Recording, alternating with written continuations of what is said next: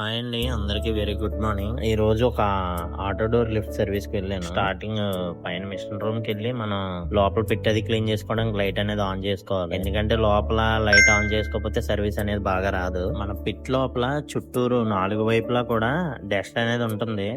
ఆ dust neat and clean గా clean చేసేసుకోవాలి. First one. అలాగే ఫస్ట్ పాయింట్ ఏంటంటే, మన లిఫ్ట్ వర్కర్స్ సర్వీస్ కి వెళ్ళినప్పుడు ఆ అపార్ట్మెంట్ G+1 అయినా 2 అయినా 3 అయినా 4 అయినా 5 అయినా కంపల్సరిగా టాప్ హెడర్ అనేది చాలా నీట్ గా క్లీన్ చేసుకోవాలి. ఎందుకంటే మనం క్లీన్ చేసిందంతా లాస్ట్ లైట్ గా గాలికి పైకి అనేది వెళ్ళి టాప్ హెడర్ మీద, ల్యాండింగ్ హెడర్ మీద అనేది పడుతుంది. చాలా నీట్ గా క్లీన్ చేసేసుకోవాలి. ఎందుకంటే మనకు ఓపెన్ క్లోజ్ అయ్యేటప్పుడు ఏ డిస్టర్బెన్స్ అనేది ఉండదు, చాలా ఫ్రీగా మూవ్ అవుతుంది. ఫస్ట్ వన్ పాయింట్ అయితే మన వర్కర్స్ అందరూ గుర్తుపెట్టుకోవాలి. అలాగే మన ఫైనల్ లిమిట్స్ అనేవి ఉంటాయి కదా, ఫైనల్ లిమిట్స్ దగ్గర కూడా డస్ట్ క్యాచ్ చేస్తుంది.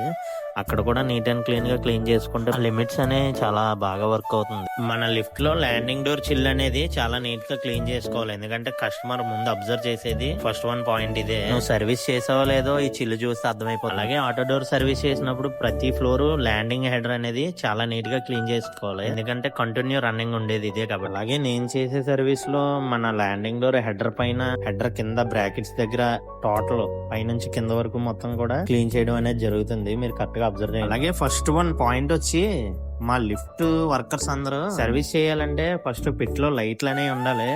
ఒక లైట్ ఉంటే ఒక లైట్ ఉండదు. ఒక లిఫ్ట్ లో టోటల్ గా లైట్స్ అనేవి లేకపోతే మాకు సర్వీస్ అనేది చాలా ప్రాబ్లం అవుతుంది. అలాగే మన లిఫ్ట్ వర్కర్ లో ఏ అపార్ట్మెంట్ కి వెళ్ళినా, ఎక్కడ సర్వీస్ చేసినా సరే తప్పనిసరిగా కస్టమర్ కి చెప్పాలి, సార్ పిట్ లో లైట్ లేదండి, ఫస్ట్ లైట్ వేయించుకుంటే వర్క్ అనేది మేము బాగా చేసుకుంటాం. లిఫ్ట్ సర్వీస్ చేస్తామా అయిపోయిందా అనుకోకుండా లోపల ఏమైనా ప్రాబ్లమ్స్ ఉంటే కస్టమర్ కి ఎక్స్ప్లెయిన్ చేయండి. మనం బ్రాకెట్స్ అనేవి ఇన్స్టాల్ చేస్తాం కదా, బ్రాకెట్స్ కి రెస్ట్ అనేది పడుతుంది. కంపల్సరిగా మనం పెయింటింగ్ అనేది అప్లై చేసుకోవాలి దానికి.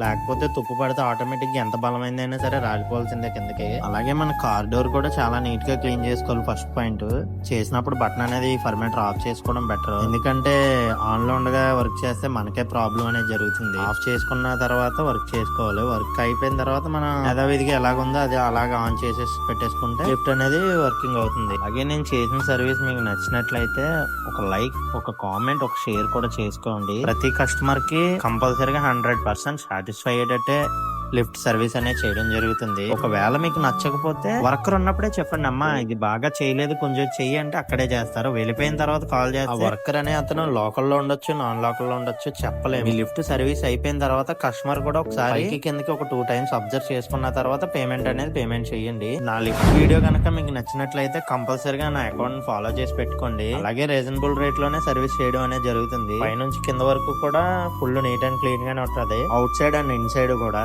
మరిన్ని లిఫ్ట్ వీడియో అప్డేట్ కోసం మన అకౌంట్ ఫాలో చేసి పెట్టుకోండి. ప్రతి లిఫ్ట్ వీడియో కూడా నేను పోస్ట్ చేయడం అనేది జరుగుతుంది. 24/7 కూడా నేను మీకు అవైలబుల్ గానే ఉంటాను. కంప్లైంట్ అయినా ఎనీథింగ్ ఏదైనా సరే.